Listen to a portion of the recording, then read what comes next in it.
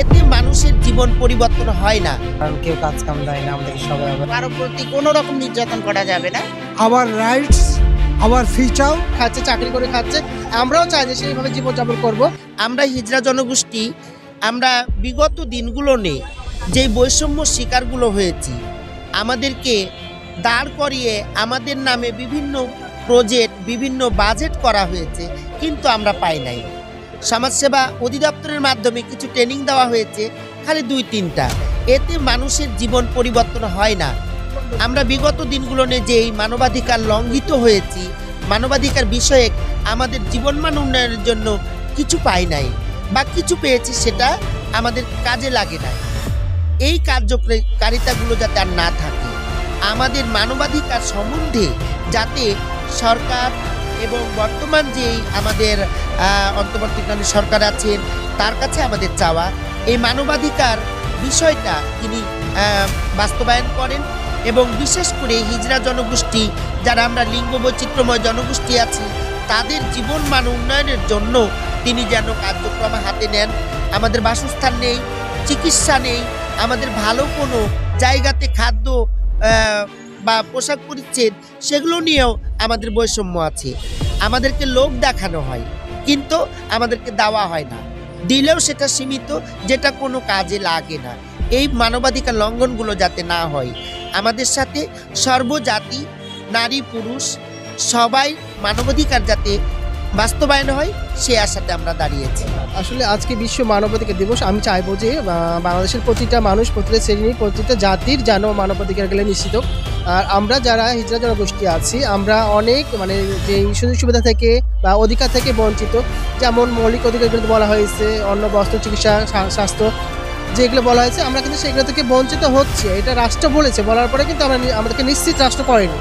তা আমাদের বর্তমান সরকারের কাছে যে প্রত্যাশাটা, যে আমরা কেন মানুষের দাঁড়ে যে মানে ভিক্ষাবৃত্তি করে জীবনযাপন করব।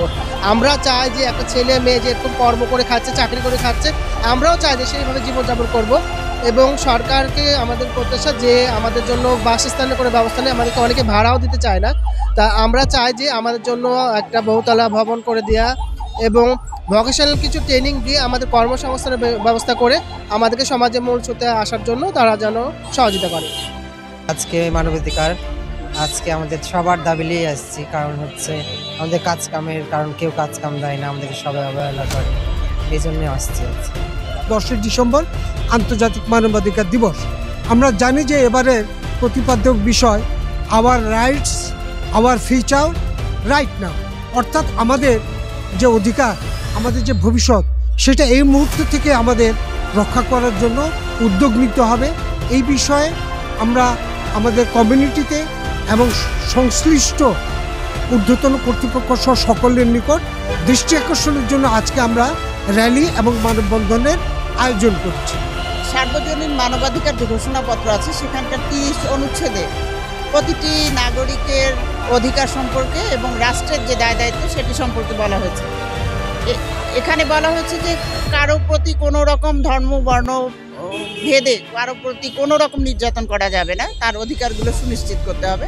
কিন্তু আমরা দেখতে পাচ্ছি যে বিগত 2009 সাল থেকে যদি 2023 সালের ঘটনা দেখি, তাহলে এখানে দেখব যে আটক, হত্যা, গুম সহ নানা ধরনের, আয়নাঘর সহ নানা ধরনের নির্যাতনের যে ঘটনাগুলো দেখছি, সেখানে দেখব যে 2699 জন মানুষকে হত্যা করা হয়েছে, আটক করা হয়েছে, বন্দী করা হয়েছে, এই টোটাল আর কি। আর এছাড়াও যদি আমরা 2024 জুলাইয়ে দেখি, সেখানে দেখা যাচ্ছে যে 3,000-এর মতো মানুষ মারা গেছে, হত্যাকাণ্ড হয়েছে, এবং আরও অনেকে পঙ্গুত্ব বরণ করেছে। আসলে এ থেকে মানে এই যে মানবাধিকার লঙ্ঘনের যে প্রকাশ্য চিত্র, সেটা থেকে একমাত্র উপায় হচ্ছে আইনের শাসন প্রতিষ্ঠিত করা। আমরা যদি আমাদের রাষ্ট্র এবং সরকারকে জবাবদিহিতার মধ্যে নিয়ে আসতে পারি, তারা যদি তাদের দায়িত্বটি সঠিকভাবে পালন করেন, আইনের শাসন যদি সুপ্রতিষ্ঠিত হয়, তাহলে এ থেকে আমাদের মুক্তি লাভ করা সম্ভব এবং মানুষের অধিকার সংরক্ষিত হবে বলে আমি বিশ্বাস করি। আমরা মানে আজকে 10 ডিসেম্বর মানবাধিকার দিবস পালন করছি। 25শে নভেম্বর থেকে 10 ডিসেম্বর হচ্ছে আন্তর্জাতিক নারী নির্যাতন প্রতিরোধ পক্ষ, এবং আজ মানবাধিকার দিবস। এবারকার জাতিসংঘের প্রতিপাদ্য বিষয় হচ্ছে সচেতনতা বৃদ্ধি করো, নারীর প্রতি সহিংসতা নির্মূল করো, সমাজ ও রাষ্ট্রকে দায়বদ্ধ করো।